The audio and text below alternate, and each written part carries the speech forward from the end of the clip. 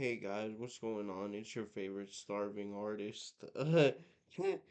and Today I want to talk about basically transitioning out of academic life slash university's life, or as I'm gonna call it, descending the ivory tower. Um, and I just want to make clear, like, you know, what I'm about to say doesn't mean that I don't think academia is valuable, that I don't think education is valuable. In fact, I'm very, very pained, like in my heart, to see so many different colleges just slashing humanities programs and stuff like that, and philosophy and art. Um, and I mean, just giving in to even the commodification of our education system like that, to just give it up to pure money making, which I'm not saying that's bad. I'm not saying like going after a high paying career is wrong or anything, but like to just basically have it so that everyone is now expected to do that, and like, one of the last bastions of truly free inquiry is going away, and that's sad. Um, but at the same time, like, I think that,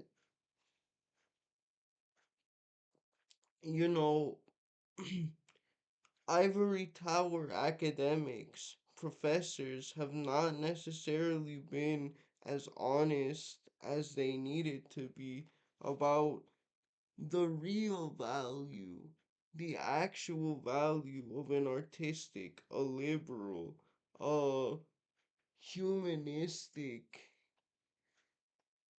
education, and that has nothing to do with money necessarily, but it has to do with becoming a better person, right? Like, that's my main thing about, um, you know, reading all these books, reading all this philosophy, this political theory, this math, uh, geometry, calculus, you, you, you know what I mean? Like,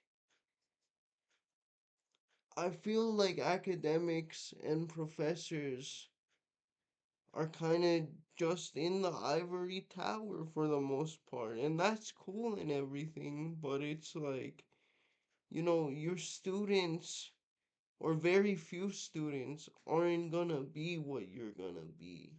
You have to be clear with them about um how these things can make them a better person or help them in life. And that's honestly what I really respect about my master's program. Uh, is that, for example, I talked about this professor before, but I had a professor named Mr. Drucker who he despised like the advanced linguistic games that uh academics play, and in each of our seminars, regardless of the text we were talking about, no matter how advanced it was, whether it was Aristotle's physics, Jung's lectures, De Rerum Natura, whatever, bro. Like, he would always be like, not just to me, but like he would be like, Mr. Coronado, can you explain that in simpler terms? What do you mean by that? Don't use big words. Um, and it's not that I'm opposed to big words, right? But it's like I kind of feel like academics become so isolated that they forget that yes, one part of your job is to sort of, you know, publish or get on a line, as they say. But like another part is to like thoughtfully communicate ideas and it's not some sort of like magical like secret society where only those that um can use the lingo or know the secret codes get in. I mean, it is in some sense, and that's fine, but it's like know your audience a little bit. And that's why I kind of got fed up with it. Like, yeah, I could have immediately probably, it's been almost a year since I graduated with my master's degree. I could have immediately, um, if I wanted to, gone into like a PhD program, gotten funding for that.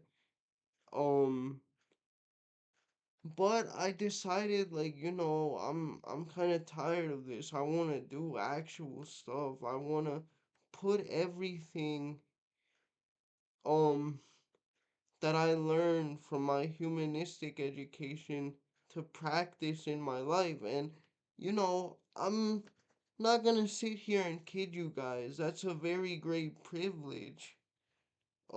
Right?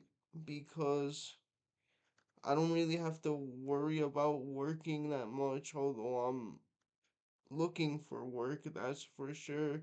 Um, but even so, even if you still work, unless you're literally out here like starving, I think that even with a humanistic education, if you really think about what it is that you've learned and how to apply it to your life, maybe you want to be a little bit more eudaimonistic, live um a moderate life.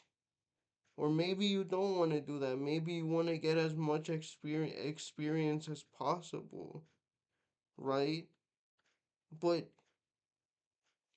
either way, you're putting the things you learned into action through philosophy. In my opinion, you have to, excuse me, if we learn about those things, and if we're accredited in those things, we also have to live it. We can't just talk about them.